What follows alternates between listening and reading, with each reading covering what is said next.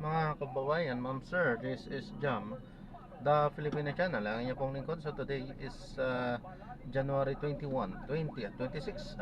Tayo ngayon ay papunta dyan yan sa may Scout Huason Street. Laging handa, Diliman, Quezon City. At dadalhin natin sa may Hercules Street, Concord Village, Tambo, Paranaque. Ang layo. Ang layo, bakit mura ang pamasahe? Grabe naman. O, 400 ang napakalayo. Ano ba yan? Okay, so yan, magbabalik po tayo mamaya konti po pag nakuha na po natin sila. Disclaimer lamang po, ang content po natin ay kalsada at hindi ang passenger.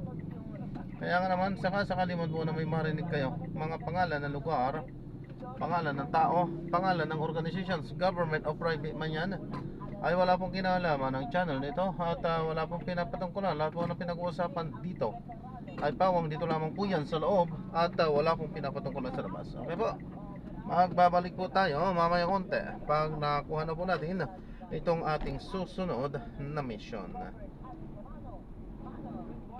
Nako po, maabot tayo.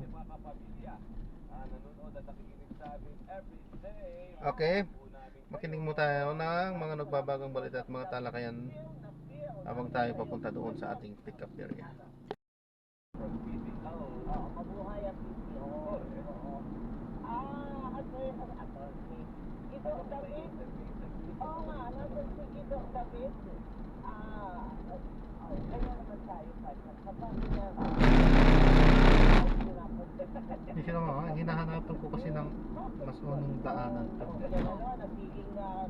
Kasi kabisado.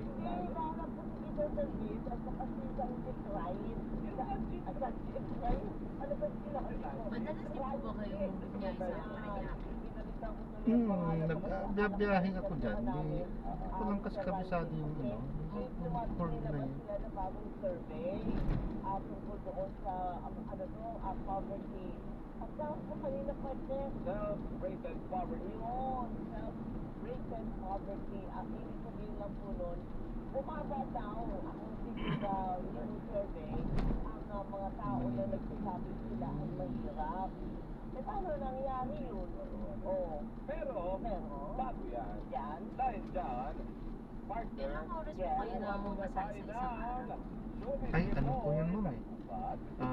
Diretsuhan yan hanggang sa antukin na. Kumbaga, hindi talaga siya bababa sa 12 oras. So, hanggang sa kaya niyo po? Hanggang sa kaya. Kasi ito na kasi yung focus lang talaga dito kasi wala na rin ibang source. Ito na lang. Ito po talaga. Ito lang talaga. Yung wife niyo po, nag-work din po siya? Tinatigil ko na rin kasi gusto ko talaga kasing siya yung tumutok sa anak namin. Iba kasi yung mismong magulang yung tututok. Lalo na yung anak ko simula nung pagkabata, sakitin siya. Yung mahina yung baga. Pero ngayon po, Medyo umuuki na siya ngayon. Kaya thank God dahil yun, binigay niya yung kagalingan na matagal naming hinihiling.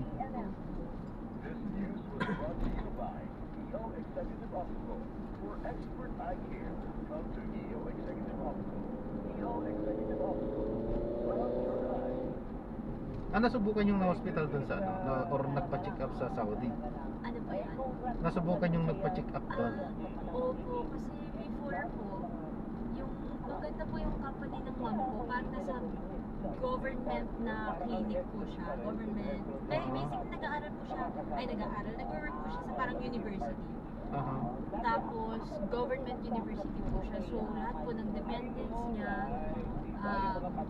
libre po ang check-up. Bali, gamot na lang po. Ganda. Tinangalan po kasi nung pinanganak po ako, meron po akong... So hanggang ngayon din, yun pa rin ang pinagtatrabaho ng mami niya? Hindi na po, Hindi na rin. unfortunately, dahil nga po dun sa Southeast Asia, nag-senior na siya. Nagbuwas na po sila ng tao doon. So, wala na raw naiwan na Pilipina doon. Dahil dyan, ako na kakalima dahil natin nakuha si David po kasi May target kasi sila talaga na pupunin nila ng Saudi talaga lahat ng hospital.